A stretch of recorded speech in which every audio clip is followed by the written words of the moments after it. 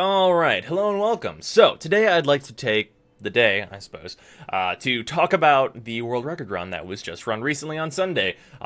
This was run by W Greats, Daniel the Demon, Animated Break, and Shul Gaming. They did a fantastic job on a big, long 10-hour stream each, roughly. And I want to talk about the enemies that took them down and what ended their run realistically. So, that's what this is going to be about. A lot about the enemies, a lot about how tough the enemies they're fighting were, and a lot about their builds and like what Warframes they decided to bring in for what reasons, probably theory crafting on my part, and what I would do given the same situation. For me personally, I'm not much of like a record runner because I just don't really have an interest in doing that kind of thing, but I probably would do it if pressed.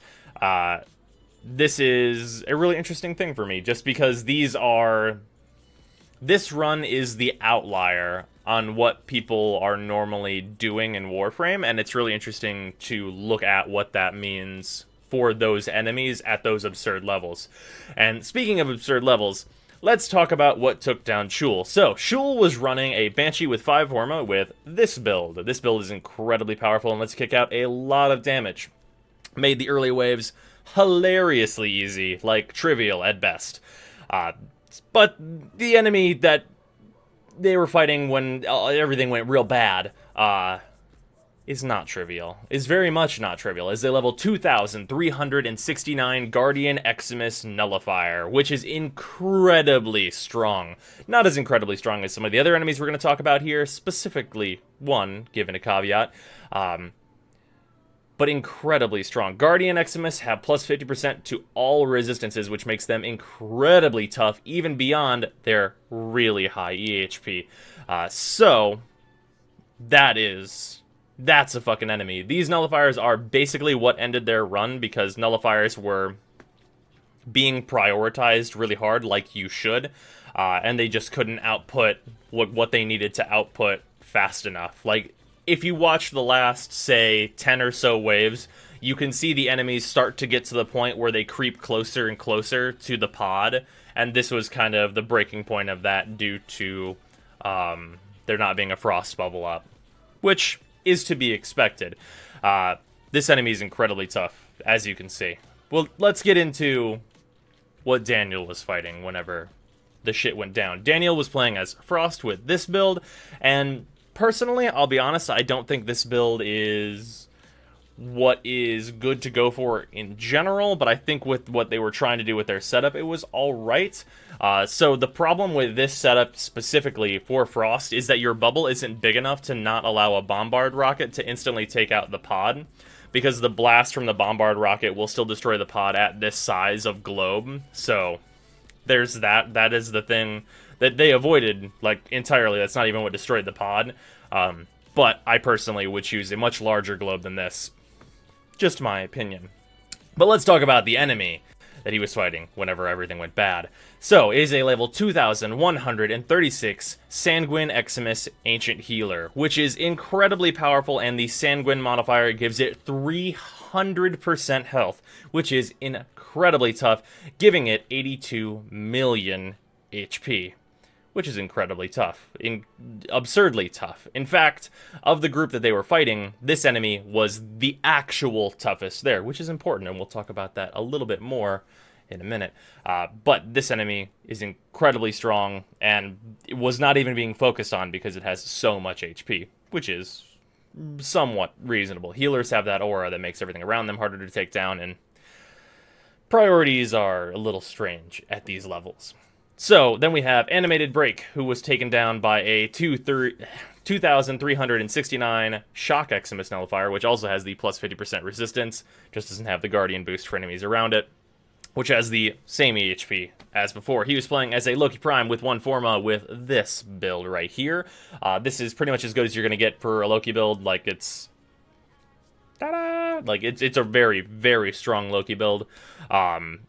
Personally, I wouldn't take Loki this far into a defense myself, but he did incredibly well at where he was. Like, for what you were given, Animated Break had a fucking outstanding performance, which is Very awesome. And then finally, we've got Greats, who has the most interesting enemy. So, very smartly, all 4 players brought Corrosive Projection. So we're going to talk a little bit about how much EHP this Bombard has, and how much it had in this specific match with Corrosive Projection. So let's talk about that first. It has no armor due to Corrosive Projection, so this Bombard actually only ends up with this much EHP, which is a big number. It's over double what those nullifiers have. But 24 million is not that big in the grand scheme of things. It's relatively easy to take down, and for a super tough unit, normally, like the Bombard, actually totally fine in terms of killing that. But now we need to talk a little bit about what if it had armor, because this is... I feel like this is a good way to represent the absurdity of armor in an absurd way, I suppose, because this Bombard was level 2,321. So if you want to show the absurdity of a thing, this is kind of the best way to do that, is with an absurd showing. So, this enemy has almost 2 million armor, which is a lot. That is a lot of armor. The most armor that we can get as players to show in our arsenal is like roughly 1,200.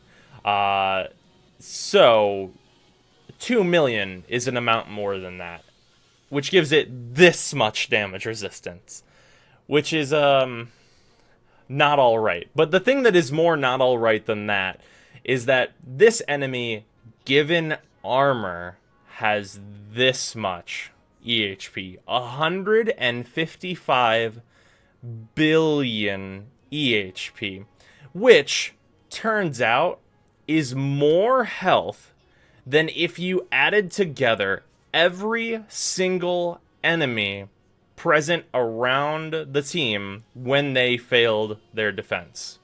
If you added every single enemy there's EHP together, it would be less than that amount. And that is the absurdity of armor. That is the true absurdity of armor that I want to touch on just right quick. And this is why Corrosive Projection is so damn important for when you're going really far. So yeah, just wanted to touch on that real quick. And also, shouldn't forget to mention what W Greats is running. He's running a Nova Prime with 5 Forma with this build right here, which is quite good. Would suggest to any of you looking for a build. Although, personally, I like to be fast also, so I use Transient Fortitude. But a really fantastic showing from all of those guys. Farther than I actually anticipated that they would go. I thought that they would actually only get to about 110, so a fantastic showing from them. A real nice world record. Good job, everyone. And I encourage, of course, everyone to go check those guys out. Those guys are great. So, let's talk about what I would run if I was doing this new world record. What I would run to get through the top end. And it's worth noting here, this is very worth noting, that what I'm about to suggest is not particularly fun. And I think that a lot of the choices made by the group, which is Greats, Shul, Animated, and Daniel, I think that they made a lot of their choices based around feasibly breaking the world record, but also having a really good amount of fun. Because the thing that I'm about to talk about, I don't think is very fun at all, but would go farther. So, the team comp that I view as being the best is Ivara, with a sleep build with high duration and high range, using either Vazarin or Zeneric, which is kind of the only one that really has a choice there. It depends on what your needs are. And then you have a Maim Equinox, which is Equinox using the Maim Infinity build. And then you have your Equinox taking Matarai. Then you have Frost with a Freeze the World build or something similar to that with the max range to keep all the Bombard rockets away and all that stuff. With Zeneric. Zeneric maxed out is pretty much required for this character. And then you have a Trinity as an EV Trinity because your 2 scales indefinitely and can take down any enemies and prioritize really hard and also feed into the Maim Equinox. Now, with that, the weapons that you're going to bring are a bit different than what was taken by the group. If you want to see what weapons were taken by everyone, and if you want a compilation of all of the builds that everybody took on this world record run, that's going to be in the description, so go check that out. But the weapons that you would really want to take for this comp that I'm talking about now would be a viral radiation murder weapon, which is a large variety of primary weapons. This is mostly for going from waves 1 to 75, and you eventually just completely stop using it. And then you want an axolotl primate. This is for nullifier shields, and you cannot have blast on this weapon. It's very important that there's not blast on it, because it is just for taking down nullifier shields and cleaning up some smaller enemies at like the higher end waves, like let's say 75, 100. And then past that, it becomes a nullifier burster. And then the last things you're going to take, 3 of you, not the Frost, will have daggers with covert lethality, which is incredibly good because that kills anything. If you stab it with covert lethality with finishers, it dies, which is really, really important, it turns out. And then a Zenistar for the Frost. This is part of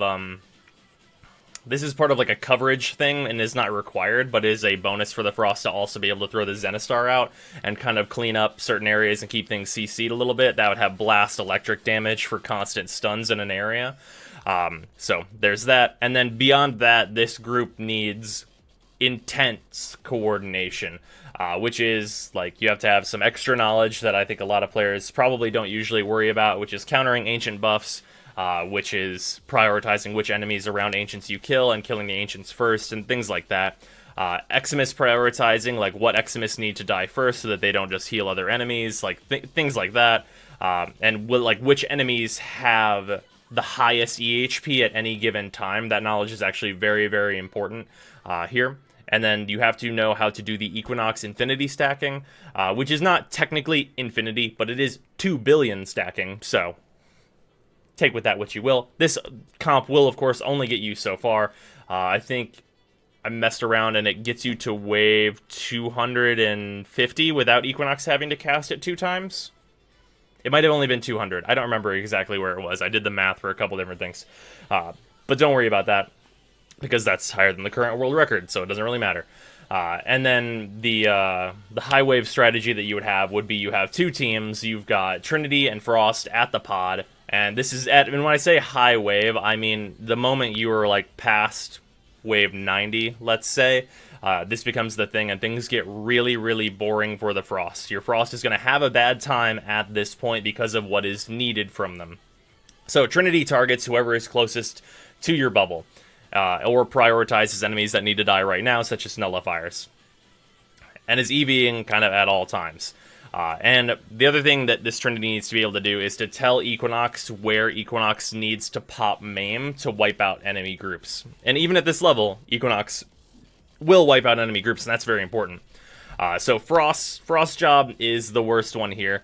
It is very unfortunate for the Frost that at this level, you sit on the pod, and every 3 seconds, and considering for server lag between you and the host, you want to basically either set up a like little timer that will like make sure you know exactly what you're doing every 3 seconds, or like you gotta do something to make sure you're doing it every 3 seconds to keep your like energy efficiency kind of where it needs to be, so that the globe is always invulnerable. That's very, very important, because at that level anything will kill the pod in one shot. Anything, doesn't matter what it is.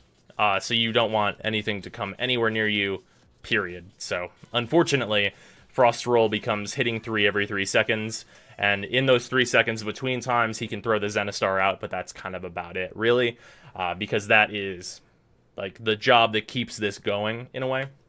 And then you have Team 2, which is a roaming Avara and an Equinox. So, the roaming Avara. The Avara is to set you up for finishers, and of course the Avara and the Equinox both have daggers. So, what happens here is that Avara, you should silence your stilettos if you're doing this, and Equinox should also have the axolotls out silenced as well. Or not silenced necessarily for the Equinox, because it won't really matter.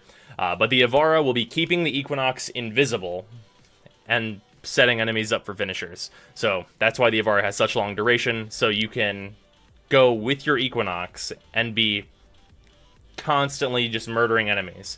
And now the thing that this does is that because your Equinox is a MAME Equinox, whenever you kill enemies, you get 75% of their EHP added into your MAME pool, and that caps out at 2 billion damage and a big AoE of slash damage. And slash damage is incredible at these levels, which is very, very important, because it gets bonuses or has no negative modifier against everything that you're going to be fighting. Wait, no, with the exception of the MOAs, but they don't become a big problem at all because their EHP is low enough that it won't matter. So basically what happens is that Ivara keeps Equinox invisible. This communication needs to be really tight so that Equinox is always invisible, Equinox standing still when needed so that Ivara can shoot her, all that stuff. And basically, the Trinity is telling the Equinox where to pop MAME to wipe parts of the map at a time. You can wipe 45 meters of enemies at a time, and before you pop that, you need to shoot all the nullifier bubbles down and then pop so you kill everyone. That's the strategy for going at those super high waves, because being able to do 2 billion damage at a time is pretty fucking good.